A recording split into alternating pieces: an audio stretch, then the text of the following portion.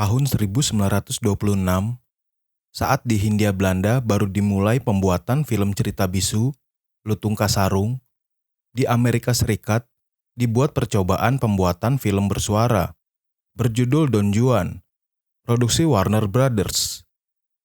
Lantas, setahun kemudian, Warner Brothers membuat film The Jazz Singer yang dibintangi Al Jolson.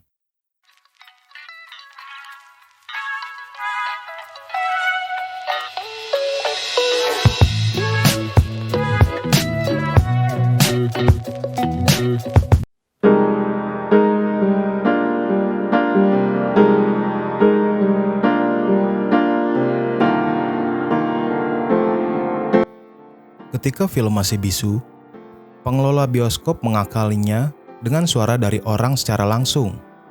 Misalnya, pada 1905, di Royal Bioskop Batavia, suara dalam adegan film diisi orang yang berbicara langsung ketika film diputar.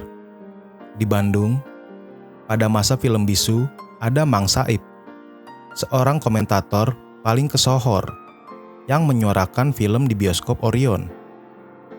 Film bersuara atau pada masa itu disebut orang dengan istilah talkies, baru muncul di Hindia Belanda pada akhir 1929. Tepatnya di Surabaya, diputar film bersuara Vox Police di Princess Holborg pada 26 Desember 1929. Penayangan film bersuara pertama ini mengecewakan banyak orang karena kualitas suara yang dikeluarkan sangat buruk. Lalu, diadakan perbaikan. Salah satunya, datang peralatan dari perusahaan Western Electric untuk memutar film bersuara di bioskop Luxor Theater Surabaya pada medio Januari 1930. Western Electric adalah perusahaan telepon dan telegraf asal Amerika Serikat yang mengembangkan sistem perekam dan pengeras suara. Penggemar film di Batavia baru bisa menyaksikan film bersuara pada 27 Maret 1930 dengan diputarnya film The Rainbow Man di bioskop Globe. Orang yang berjasa membawa film The Rainbow Man adalah Charles Hugo. Ia berkeliling kota-kota besar di Jawa untuk memutar film tersebut. Akibat adanya film bersuara, lagu-lagu dari negeri barat yang menjadi soundtrack film kian populer di Hindia Belanda. Lagu-lagu dari film The Rainbow Man, Sleepy Valley, That's Your Baby, Pagan Love Song, Broadway Melody selalu terdengar di setiap rumah yang mempunyai gramofon. Film bersuara di awal-awal kehadirannya di Hindia Belanda tak lepas dari kritik. Seorang wartawan bernama Anjar Asmara mengatakan, kedatangan film bersuara merusak usaha film di Hindia Belanda karena harus ada pengetahuan baru tentang teknologi seperti mikrofon, radio, dan lain-lain. Selain itu, kata Anjar, dialog yang keluar dari mulut aktor sewaktu film bisu tak diperlukan, asal aktingnya bagus. Tapi ketika film bersuara, seorang aktor harus berdialog sesuai skenario. Yang paling sulit, menurut Anjar, syuting film bersuara harus hening, dan sutradara tak bisa lagi berteriak-teriak di tengah syuting.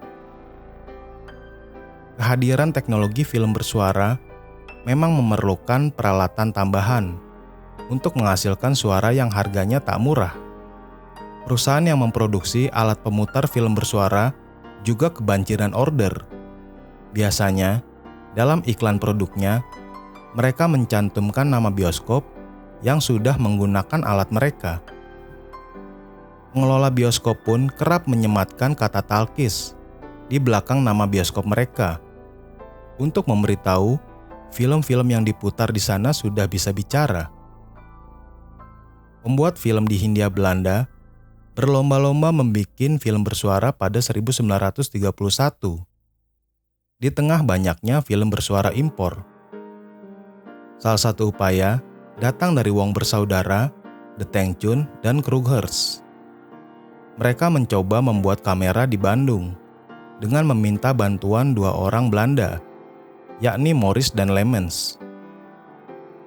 Ada 4 perusahaan film di Hindia Belanda yang akhirnya berhasil membuat film bersuara di masa-masa awal percobaan, yaitu Kruger's Film Beatrix dan Halimun Film di Bandung, serta Tans Film dan Chino Motion Pictures di Batavia. Film Terang Bulan yang diproduksi pada 1937 adalah film bersuara paling sukses di Hindia Belanda. Meski zaman sudah berganti, bioskop masih ada yang memutar film bisu pada 1940-an. Namun, akhirnya menghilang.